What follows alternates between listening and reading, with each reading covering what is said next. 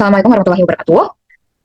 Perkenalkan kami dari kelompok 7B hari ini akan mempresentasikan mengenai bab 19 hingga 22 dari buku Apa Jadinya Dunia Tanpa Indonesia dengan anggota kelompok Faza Azari, Kedun Sentara, Muhammad Arif Putra, Rente Kitanya, Sobi Anggian Bahana, dan juga Rebecca Aurelia. Silakan. Next.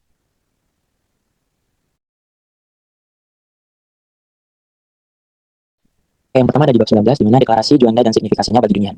Di mana deklarasi Juanda itu mengubah cara dunia melihat laut, yaitu dari pemisah jadi penghubung. Jadi di bab 19 ini memperkenalkan bahwa deklarasi Juanda bukan cuma Indonesia mengklaim lautnya sendiri, tapi sebuah terobosan besar yang mengubah cara dunia melihat laut dan kedaulatan negara. Sebelum deklarasi ini, laut di antara Pulau Indonesia dianggap sebagai laut bebas yang tidak ada peraturan atau batas wilayahnya. Nah, sehingga Indonesia secara hukum itu jadi terpecah-pecah statusnya. Jadi lewat deklarasi Juanda ini, Indonesia menegaskan kalau laut justru penghubung antar pulau, bukan pemisah.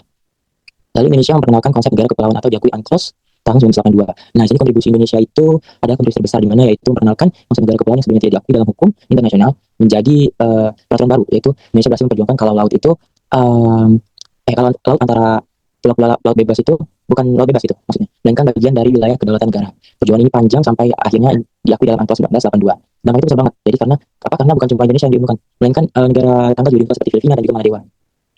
Lalu menciptakan keteraturan dan mengurangi konflik wilayah laut global. Maksudnya itu di sini seperti tadi, yaitu Indonesia penting karena menciptakan sistem hukum laut yang lebih adil dan juga realistis berdasarkan kondisi geografis negara kepulauannya. Tanpa konsep ini, wilayah laut akan jadi konflik terbuka karena apa? Dianggap bebas, tidak ada peraturan. Nah, dengan adanya pengakuan secara hukum, dunia punya aturan yang lebih jelas soal batas laut, jalur pelayaran, dan juga hak eksploitasi sumber daya. Dan itu juga berpengaruh ke stabilitas global, di mana karena laut jadi lebih teratur juga tidak sepenuhnya bebas tanpa kontrol. Jadi ada aturan gitu. Jadi Indonesia itu berperan penting di dalam komunitas internasional gitu.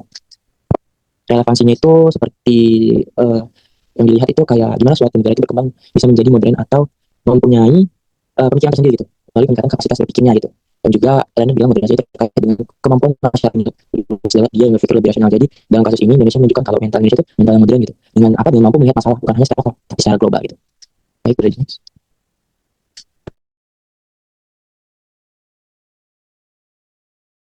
Oke, selanjutnya itu ada bab 20. Bab 20 ini menjelaskan Bhinneka Tunggal Ika Indonesia dan signifikansinya bagi dunia. Gagasan utama itu Bhinneka Tunggal Ika. Bhinneka Tunggal Ika itu adalah warisan nilai Indonesia yang paling berharga bagi dunia karena menawarkan model persatuan yang sukses. Dalam arti itu menunjukkan cara bersatu yang sudah terbukti berhasil dan dapat ditiru. Lalu di bab 20 ini menegaskan bahwa Indonesia bukan hanya negara yang beragam, tetapi juga contoh nyata di dunia bahwa perbedaan bisa disatukan menjadi harmoni yang kuat. Lalu untuk kontribusinya ini, Bhinneka Tunggal Ika sebagai warisan nilai universal, dalam arti Bhinneka Tunggal Ika itu bukan sekadar semboyan, tetapi dasar utama persatuan Indonesia.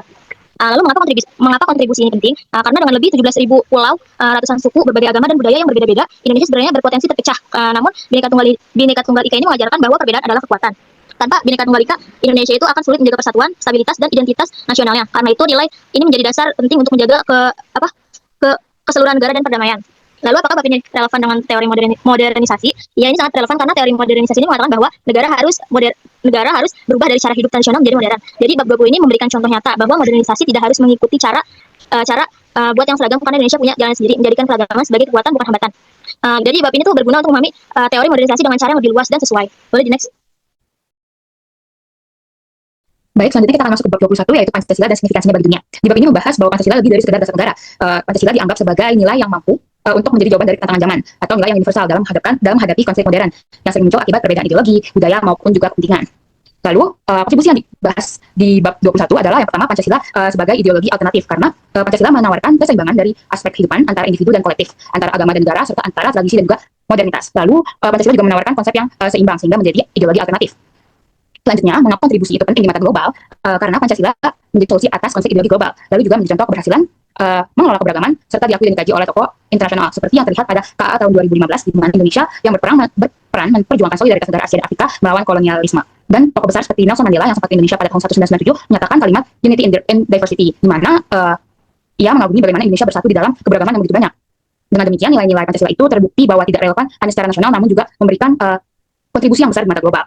Relevansi bab terhadap teori kami yaitu modernisasi, yaitu Pancasila memungkinkan proses modernisasi berjalan lancar tanpa menghilangkan identitas budaya. Dalam konteks ini, Pancasila berperan sebagai landasan yang membuat Indonesia tidak akan kehilangan identitas lokal. Berbeda dengan model modernisasi barat yang cenderung individualistik, namun Pancasila tetap menunjukkan keseimbangan antara individu dengan masyarakatnya. Mungkin boleh di next. Baik, selanjutnya ada bab 22, yaitu bahasa Indonesia dan signifikasinya bagi dunia. Di sini gagasan utamanya yang pertama adalah bahwa bahasa Indonesia adalah nadi peradaban, karena menjadi penggerak utama dalam penyebaran pengetahuan, pembentukan identitas dan interaksi sosial masyarakat dari berbagai budaya, sekaligus sebagai hadiah dari tanah Nusantara untuk dunia, karena bahasa Indonesia ini menghadirkan model bahasa yang lebih inklusif, sederhana, dan mampu menjembatani perbedaan budaya dalam komunikasi global.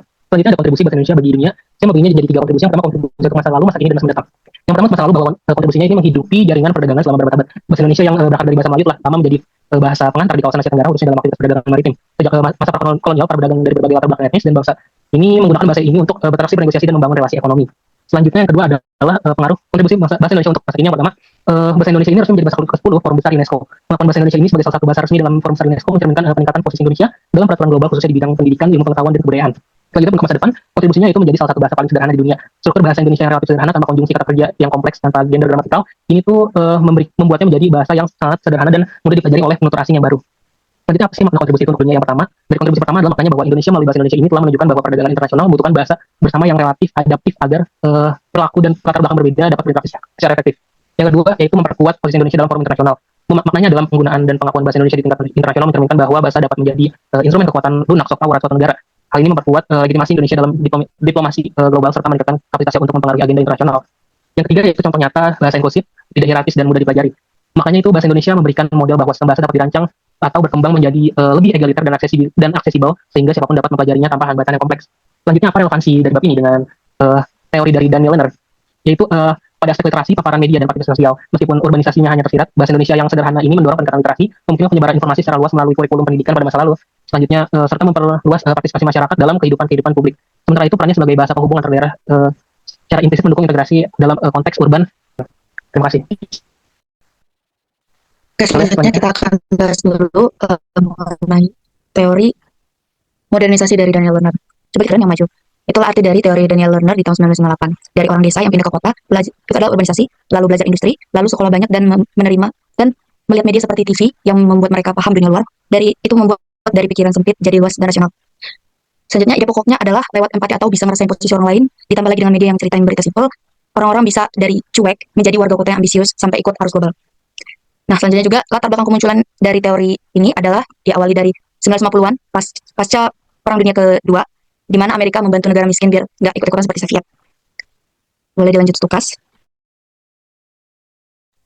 Baik, selanjutnya studi kasus dari kita mengambil dari kampanye Anies pada tahun lalu, yaitu Bubble Anies Bubble. Jadi sebelum kita masuk Anies Bubble, mungkin kita tahu ya, Anies itu merupakan paslon 02 pada saat pencalonan presiden kampanye tahun lalu. Nah, kita mengambil Anies Bubble ini sebagai salah satu kaitannya gitu, di mana Anies Bubble ini merupakan suatu kampanye politik atau komunikasi politik yang dikemas dalam kultur pop, atau lebih tepatnya yaitu K-pop gitu ya. Di mana di dalamnya tuh bukan yang hierarki ataupun keras, namun dimasukkan sebagai konten-konten kayak translate ala K-pop idol gitu kan. Dan ada cara representatifnya. Nah, dari sinilah citra atau sosok politisi Anies itu yang dimana mungkin dulu tuh kan paslon-paslon sebelumnya itu hierarki keras atau berjarak. Nah, namun dengan adanya Anies Bubble ini, sosok Anies ini menjadi yang bisa di-approachable atau gitu. Dan dengan ada sebutan figur abah. Nah, selanjutnya kaitannya dengan modernization teori, yaitu kampanye tradisional menjadi modern tentunya, di mana komunikasi kampanye tradisional itu kan dulu biasanya satu arah, tidak partisipatif. Nah, dengan adanya Anies Bubble ini, audiens itu jadi memiliki kemampuan di mana mereka tuh bisa berinteraksi gitu, nah dua arah dan adaptif, juga tidak ada jarak atau melalui jarak parasosial antara audiens dan Anies. Nah, selanjutnya itu bentuk atau makna literasi baru. Boleh Rebecca dibuka linknya? Bisa.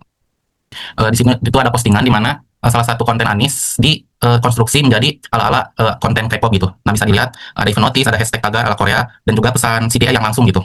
Nah, di situ menunjukkan bahwa kemampuan membaca gitu, literasi ala komunitas membantu dipakai. Misalnya di sini format bubble gitu kan, menjadi bentuk literasi baru di mana kampanye politik ini tuh menjembatani audiens dengan citra Anies sendiri. Nah, selanjutnya pesan atau mobilitas yang dipakai dengan modernization teori itu kan, Lerner dulu memakai radio di mana satu arah. Nah, di sini memakai sosial media X, di mana menjadi akses mobilitas baru yang tidak menjembatkan hanya pesan politik, namun juga memberikan ruang bagi audiens untuk memproduksi, memodifikasi, dan juga mendistribusikan ulang pesan tersebut secara dua arah. Nah, selanjutnya ada bentuk terakhir dari modernisasi yaitu partisipasi. Di komennya bisa dilihat.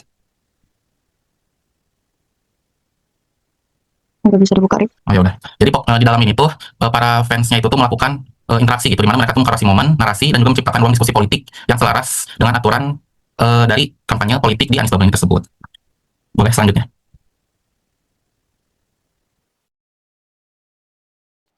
Oke, balik lagi ke kita akan bahas tentang apa sih relevansi dari teori modernisasi dari Daniel Lerner dengan buku Apa Jadinya Dunia Tanpa Indonesia. Yang kita dapat adalah buku bab 19 sampai bab 22.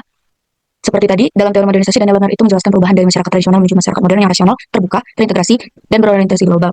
Nah, hubungannya dengan bab 19 ini adalah Deklarasi Juanda 1957 menunjukkan modernisasi institusi, yaitu hukum laut kolonial yang terfragmentasi diubah menjadi konsep negara kepulauan, di mana laut dan daratan menjadi satu kesatuan wilayah negara. Nah, ini menandai perubahan sistem pola pikir visioner dan penguatan integrasi nasional. Nah, selanjutnya untuk bab 20, konsep Bhinneka Tunggal Ika itu sendiri menjadi manifestasi modernisasi yang konseptual, yang dimana nilai Bhinneka Tunggal Ika mencerminkan pola pikir modern berupa empati yang mampu menerima perbedaan dan hidup bersama dalam satu sistem yang lebih luas, sekaligus menunjukkan bahwa Indonesia berperan sebagai model keberagaman dalam tatanan global. Boleh dilanjut?